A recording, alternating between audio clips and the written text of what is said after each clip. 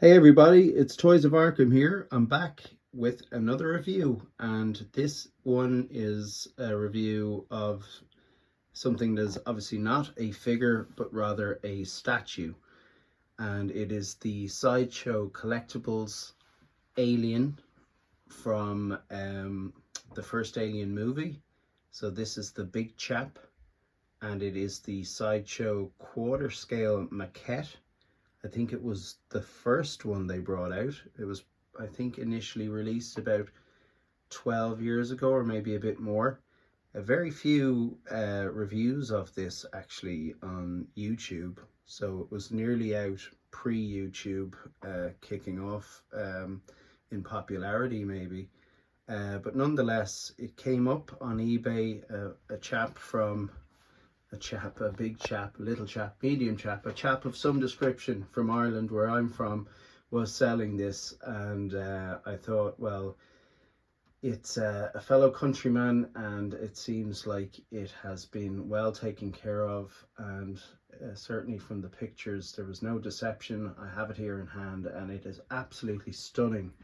It still cost quite a bit. I probably paid what it was retailing for when it first came out, but it just fit the space I have available very well. I think it comes in at just around 28-29 inches tall, which is quite large for a quarter scale. So in terms of a quarter scale NECA figure, for example, which I also have of the Xenomorph, let me see, it's here, but if I stand that beside this, it's actually quite a good bit smaller. I think the NECA Alien comes in at about 18-19 inches, so this is towering over that. So I have other 1/3 scale statues from Prime 1, and they come in at around 31 inches. So I'd say this is nearly, now an Alien in terms of the big chap, I think he was meant to be well over 7 feet tall, so it probably is quarter scale, but at the same time it's a very large quarter scale, if that makes any sense. But it fits this space that I have quite well. I have a shelf over here, so you can see a light over his head, and I didn't have a huge amount of head space, so this worked out really well. So in terms of these Alien statues, I suppose the best of the best would be the Prime 1 Studios ones, and they're probably about 2,000, 2,500 to get into Ireland at the moment. I do love this character. I wanted something really nice for this area, this space that I have. I have the Alien poster in behind him in A3, and can't really be seen from certain angles, but it's there. So I wanted, as I've said before in previous videos, when it comes to statues, large statues, they tend to be of characters that I have a real affinity for, a real love for, passion for, since I was a child. And Alien, especially the big chap, is definitely a character I wanted in a statue form to take up a bit of prime estate, real estate in my pretty small collection room. So here he is. Interestingly, of the few videos that are available, I did see a video from the design team speaking about this. They had a sort of an interview or a chat amongst themselves as to the efforts that were put into coming up with this pose. And although he is never in this pose in the movie, apparently Nosferatu was a bit of an inspiration for this particular pose, which I think is really interesting, given the re-emergence of the Nosferatu character at the moment. I just actually saw that film recently, and I thought it was fantastic, from Robert Eggers. So, as most of you know, this is the H.R. Giger original design for the Alien, and it is, by all accounts, I suppose one of the most unique and iconic creatures ever designed for the big screen, and there's no denying a H or Giger design. You can see it even by today. The newer Alien Romulus, it's still very much present in the current design of the alien creature. There's no denying how special this design is. So the base itself is, I suppose, it's the floor of the Nostromo, and has this sort of a rust brown surface to the top, and it's got this smooth green finish here. Should say these are limited to about 1200 in the world, so I feel very fortunate to have this. Yeah, it has that sort of industrial base with the copper wiring running through it here as well. So the feet there's just no lacking of detail. I'm not quite sure, but I believe this might be a statue that may have been approved or signed off on by H.R. Giger himself. I think he may have been alive at the point of this one being released, as opposed to the more up-to-date ones, of course. But the paint application, you'd almost think that this is weathered or it's an old statue, so it just doesn't have that sort of gleam to it, but that's very accurate to how it was on screen.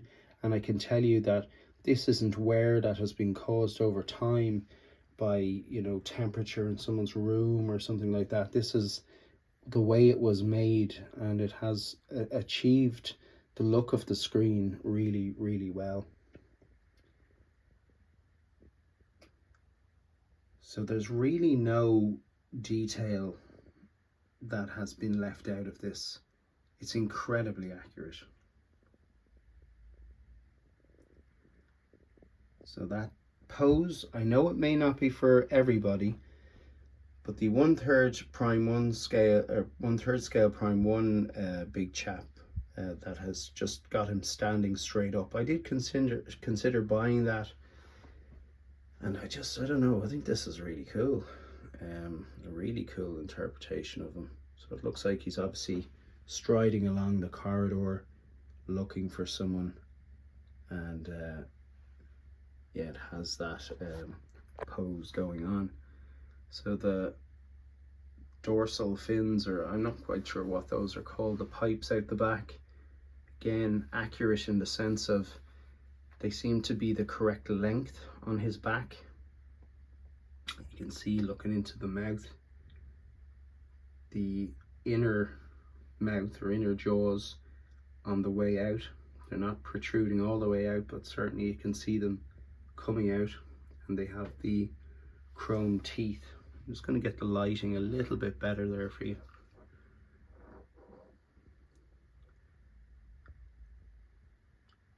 You can see there the chrome teeth, and at that angle you can also see through the actual dome the silhouette of the skull. Now that's only if you put light right up against it, because there's a certain fogginess at the front of it. See? And that is all the way through, where it becomes a little bit more transparent towards the back of the dome.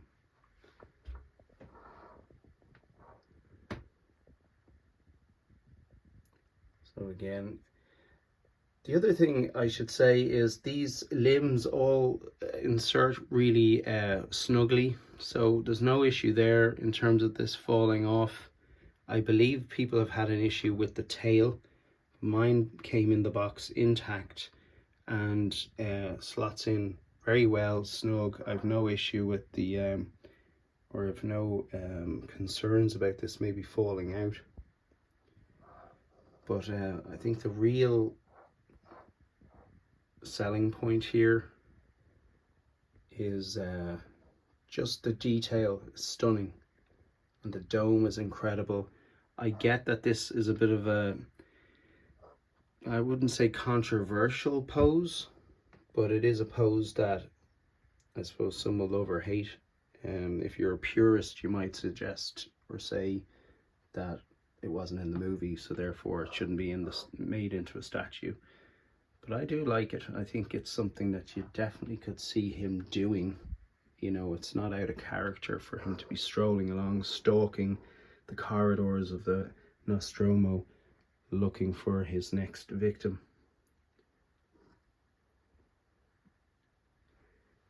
The paintwork is just incredible. It's the shades that you would expect, and nothing out of the ordinary there.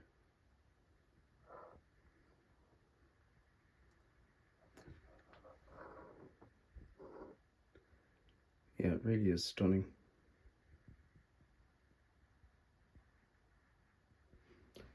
There was something I was going to say and it has slipped my mind. I can't remember what it was. But it is an iconic piece that sorry, I'll just span it back here. Actually, sorry, that's what I was going to say. So I was thinking of getting a Lazy Susan to put underneath this, because the great thing about this pose is that actually, and this is something I was having a bit of an issue with from when I placed it down, you can see I have it swerved off to the side. So if I stood in front of it here, it's obviously moved off to the right. And the reason for that is that this pose that he's in, to open him up and see the body and the sort of detail from the side, you'd need to move him slightly over. And I think a Lazy Susan would be a great way to display him whichever way you want at whatever given day, because there are so many aspects to this particular statue that look really good. So if I turned him completely the opposite way, it'd still look incredible. You know, from every angle, this guy is amazing.